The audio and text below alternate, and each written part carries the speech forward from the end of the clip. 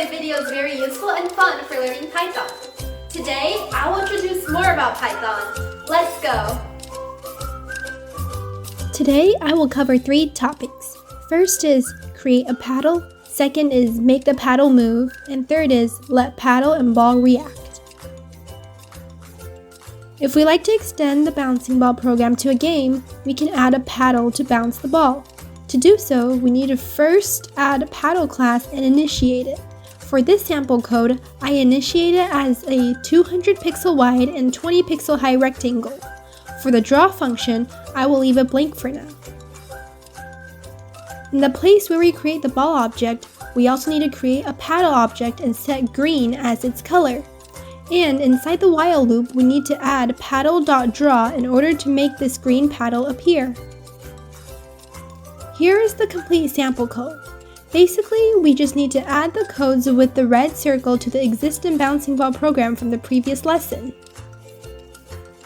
Let's see how it works after we run the program. As you can see, the ball bounces, but the rectangular green paddle does not move at all. Then, how can we make the paddle move? If we want to make the paddle move while we press the left and right arrow key, we can bind the turn left function of our paddle class to the left arrow key using the event name keyPressLeft. In the same way, we can bind the turn right function to the right arrow key using the event name keyPressRight. With that, the init function now looks like this.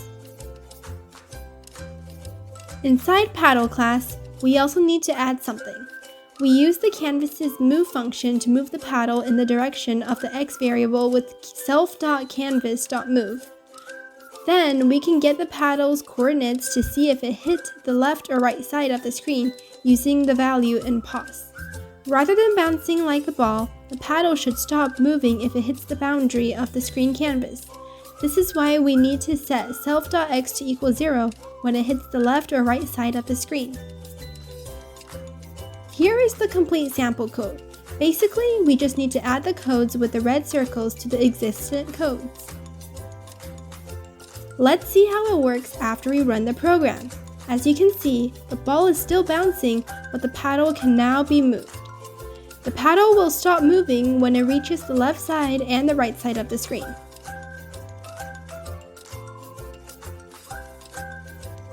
For the program so far, the ball and the paddle does not react. Then, how do we make the ball bounce when it hits the paddle?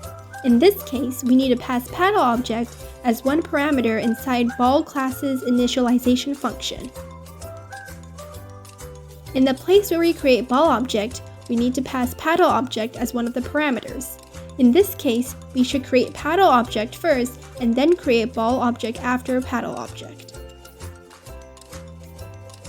Then, inside the draw function of ball class, we need to add an if condition to make the ball bounce back. Inside class ball, we need to add a new function. Let's call it hitPaddle. Inside hitPaddle function, we need to check some conditions before returning true.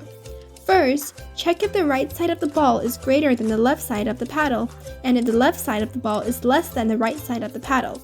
Second, check if the bottom of the ball is between the paddle's top paddle pos 1 and bottom paddle pos 3. If the above conditions are met, it means the ball hits the paddle. Here are the codes that we need to add inside ball class. Here are the codes that we need to add inside paddle class in the place that we create paddle object. Let's see how it works after we run the program. Now you can see that the ball will bounce back when it hits the paddle. However, when the ball hits the ground, it will still bounce back. We will resolve this program and make it become a more fun game in the next video.